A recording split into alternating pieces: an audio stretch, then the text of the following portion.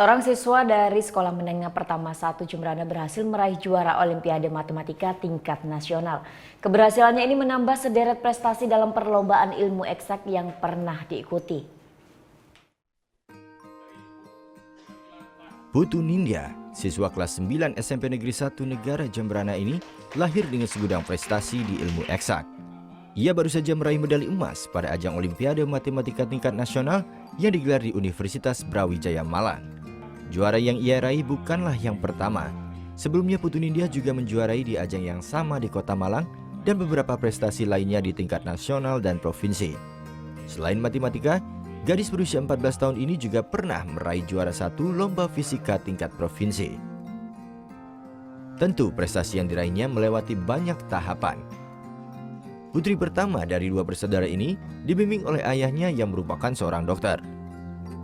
Sejak duduk di bangku sekolah dasar, Putu Nindya sudah mengasah bakat matematikanya di ajang perlombaan.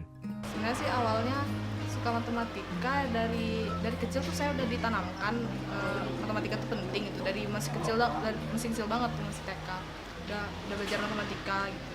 Semakin lama semakin suka, karena pertama dipaksa sih enggak sebenarnya, cuman diarahkan aja sih, tapi karena saya tuh anaknya juga mau gitu ngikutin apa yang disuruh sama orang tua, jadi semakin lama makin suka juga ikut lomba.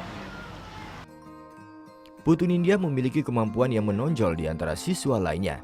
Bahkan saat duduk di bangku SMP, ia berlomba dengan siswa SMA dan memenangkan perlombaan tersebut. Ia kerap dijadikan contoh oleh sang guru bagi teman-temannya. Ida Bagus Ardika, guru matematika Nindya, menilai prestasi yang diraih Nindya tidak terlepas dari bakat yang dia telah miliki. Selain peran dari sekolah, dukungan terbesar adalah dari orang tuanya. Di kelas juga Nindya selalu sebagai model dan contoh bagi teman-temannya kalau mengerjakan soal. Utamanya kalau saya menyampaikan materi, karena kebetulan saya yang mengajar di kelas 9A. Kalau ada temannya bertanya, saya minta tolong kepada Nindya untuk menjelaskan bagaimana dia menjelaskan. Demikian juga pada kakak kelasnya dulu, Gian juga begitu saya sampaikan. Kalau ada temannya yang bertanya atau saya sampaikan, tolong dijelaskan. Dan penjelasannya memang panjang lebar karena dia memang menggunakan berbagai sumber dalam menyampaikan.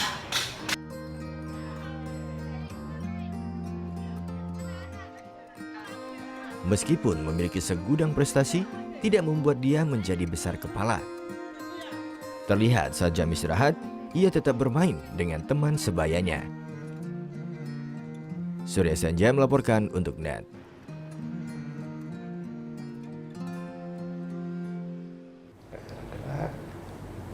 Oke, sekarang udah. Udah selesai kan nontonnya? Nah, jadi jangan lupa buat like, komen, dan subscribe ya.